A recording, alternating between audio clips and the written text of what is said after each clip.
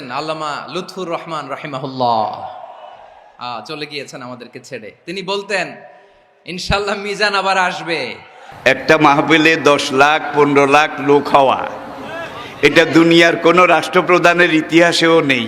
আর একজন রাষ্ট্রপ্রধান যখন কোনো এলাকায় যায়, সেখানে রিজার্ভ গাড়ি দেওয়া হয়, জায়গা জায়গা থেকে গাড়ি প্রেরণ করা হয়, সার্ভ করা হয়, তাদেরকে ভাড়া দেওয়া হয়, খানা দেওয়া হয়, গরু জবাই করে একবারে মোরগ মুসাল্লাম বিরিয়ানি এগুলো দেওয়া হয়। তারপরে যাওয়ার সময় আবার কিছু নগদ হাদিয়াও দেওয়া হয়।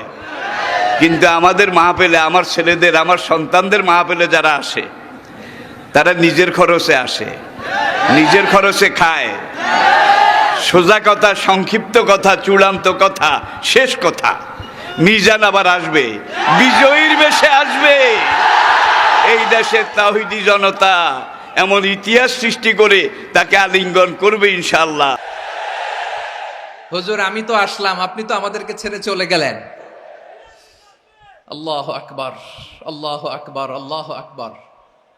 গলায় কোনো সুর ছিল না, সুর দিয়ে কথা বলতেন না, কিন্তু এত চমৎকার শব্দের বুনন, এত চমৎকার প্রেজেন্টেশন, এত চমৎকার ভাবে ঐতিহাসিক বর্ণনাগুলো তিনি উপস্থাপন করতেন। মন্ত্রমুগ্ধ হয়ে আমরা আল্লামা লুৎফুর রহমানের কথা শুনেছি।